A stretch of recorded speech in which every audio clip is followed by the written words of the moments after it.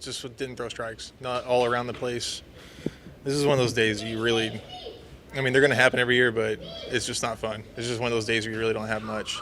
But I think we did it. We didn't make the adjustment in time, and that's what it was. Like, I was really fast in my delivery, kind of spraying the ball around, and then like I didn't feel like I slowed down enough until the fifth. So it was way too late. I'm just frustrated about that one. Like, that one's all on me. We put runs on the board. I just, had that one inning that was just really sloppy. It looked like you were touching 98 with the fastball. Was that as fast as you've thrown lately? In a while, yeah. My arm's feeling really good. That's what sucks about this whole thing. Like, I feel really good. It's just I've got to slow down and control it. And it's a lot easier said than done. But I have the tools to make that switch, and I can do it. This is about rushing the delivery, basically? Yeah, just being too fast out there rather than just slow down, make pitches. I feel like I was all around the zone today, so it wasn't really much to work with on our part. And did you feel like you had enough bite and stuff with the curveball? Yeah, I thought there was enough bite. Their team doesn't strike out a whole lot, but they put the ball in play really well. Tip my cap to them on that, but we didn't really throw all pitches for strikes either. I was all around the place with the fastball, so didn't help myself. So there's a difference between like knowing that you've got to make an adjustment and physically making it. Mm-hmm. Did those two line up? I mean, was it the idea that you knew you were moving too fast and couldn't do it, or that you didn't realize you were moving too fast until too late? Yeah, I knew I was moving fast.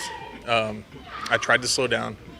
Tried to stay back as long as I could. I went back and looked at the video. It didn't look like I made an adjustment, but it felt like it. So I really, in the last inning, I went out there and kind of just went almost in slow motion, and then it started to look more like myself. So I don't know why I was so fast today, but that's something I gotta get under control. I know you're not going to make excuses, but does an hour and a half delay create any extra? Does it throw the rhythm off and maybe lead to? Yeah, it doesn't feel normal. And I feel like I've been logged in for the last 48 hours. So I don't know if that's why I was so fast, but then again, that's going to happen a lot of times. You're not going to feel all right early on. You just have to make the adjustment there and get out of it, work through it. But I did not do that today. I had an ugly inning, and it cost us.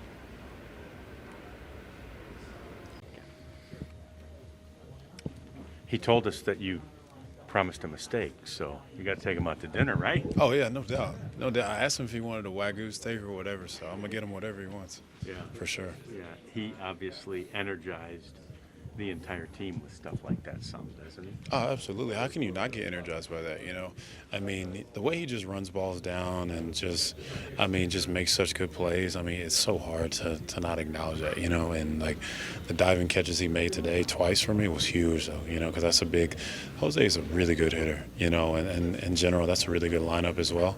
So for him to make those type plays was huge for me, especially with 2 outs, You had to feel really good out there. You looked good. I mean, things kind of unraveled a little bit in the 6th, but you looked like you were really feeling good. Yeah, I felt good. Everything felt good. Me and Jonah had a really good game plan, trying to just come after these guys. Because, like I said, it's a really good lineup. You definitely can't take anybody off on that lineup. And, I kind of got a little mad. I couldn't finish that last guy. But, other than that, it felt good. Try to keep us in the ballgame best I could. Did you have, when the first Ramirez ball went up in the air, did you have a... Heart attack? Yes. Yes. Well, that's like one of the best hitters in the league right now. So, I was just trying to come after him, and when I saw the ball go up, I was like, kind of had a little mini heart attack. Not gonna lie. So there wasn't just a serene calmness that you knew you had Eli White out there. I guess you could say that, yeah. Especially with him. When he made that catch, I was like, okay, it's gonna be that type of day. I was like, it's gonna be a good day then, for sure. But to have him out there and making plays like he has been for us all year has been huge, though. Huge. Mm-hmm. Especially as a pitcher, when guys like that are making plays like him and Adolis and just everybody, even in the infield, making plays as a pitcher, you want to continue trying to do well for him, So I tried to go as long as I could, and hate that I couldn't finish that sixth inning, but I mean, did the best I could though. I think you had a stretch in the fourth and the fifth there where you only threw 2 balls that were not in the strike zone. Right? I mean, that's the plan every outing, I know, but I mean, as hard as this game is, I can't have that every outing. So, but I mean, other than that, it was good. Felt good. Jonah, even though we get a chance to, we went over some of the hitters, but like I think he knows me well enough to like what's working and not, and how I like to come after guys. And I do feel like getting that win in that nightcap, especially on so close to the game, that like it means something. It means maybe even a little bit more when you come back out. Oh, it does, especially being a doubleheader. Like I hate that we lost the first game, and I was like, all right, I'm gonna try to go out here and do the best I can to try to set the tone for the guys and try to do the best I could to try to go as long as I could, try to ease the bullpen, even though we didn't use that many guys the first game. But still, I was like, I'm going to try to go. My initial thought every time is to try to, I know I can't throw a CG every game, but at least try to go as deep as I can in games. Well, you get a lead, and you sure would like to nurse that. What was with John today? It looked like he didn't really have a great feel for the off-speed pitches. Like the slider was kind of leaving it over the middle. It didn't have the same kind of depth that we usually see in kind of the wipeout. It got better as the game went on, but I felt like early on he just didn't have his normal stuff. And listen, it's a tough situation. All day yesterday, kind of waiting around, and today delayed. And listen, I'm not going to. I know he won't make excuses about it, but it's tough to do that.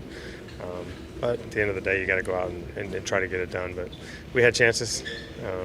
I think in that inning in particular, it was that leadoff walk was probably the biggest part of it. Miles Straw's a guy you got to make him hit it, make him put it in play, especially with those guys coming behind him. But we had chances. Quantrill made some good pitches. He's got a ton of movement on his pitches. We just didn't keep it to the middle of the plate. I mean, we chased some pitches that were a foot off the plate inside, and that's what he does, though. I mean, Quantrill's ball moves way more than it seems. But like I said, we had our chances. We just didn't take advantage of them. John felt like he was a bit out of rhythm. Maybe, given just the whole nature of this thing, maybe the whole team was a little out of rhythm. Yeah, but they were in the same boat. I mean, we pride ourselves in taking on anything. We don't care what the circumstances are. If you make us wait for 10 hours, we're going to be ready to play. So I will not allow that to be any excuse. We played this game too long. Our guys are too. You have to deal with that. Rain delays are happen. The games get canceled. We take pride in being the one that's actually going to be the best prepared in those situations. So I wouldn't say that had anything to do with it. On the plus side, you get that big first major league hit / home run from Steele Walker. Yeah, I tried to get ahead of it and told him congratulations before anybody else did before the game. So I'll take credit for that one. But no, he's obviously doing well in AAA and comes up here for your first major league hit. That's pretty cool. He got the ball back, and being able to hand that to him is pretty special. I've been able to do that a few times in the last couple of years, but hopefully he'll carry that over to the next game and get some big hits for us. Woody, you did not lose this game because of the seventh inning situation, but what is that sequence of events? The bobbled ball at first base, the bobbled ball by the shortstop, and not being aware of the runner. What does that say? Yeah, I mean, those are, you don't expect that to happen, obviously, and I know Mark's will be the first to tell you that, he's got to keep his head up right there, and obviously there's a runner on third base. Errors are going to happen, like those plays are going to happen, and, Andy just, short hop to throw, it's baseball. But Richards is doing a good job for us there, but, those are things we got to learn from. I think the whole team's got to learn from that, and not give him any freebies. We just got to play better in that situation, and we didn't. Is there, I can't tell, right? He short hops the ball. But we've also talked about Nate and scooping balls at first base. He's been good lately. I don't think that one was. That was more throw than. Yeah, it was a long short hop. It wasn't even like the easy ones are the short hops. That barely hit the ground and you scoop it. But like that was kind of an in-betweener. And he didn't really throw it that hard. You know what I mean? That's probably one of the harder ones to pick. So I mean, listen, Andy's got to make a better throw. Okay.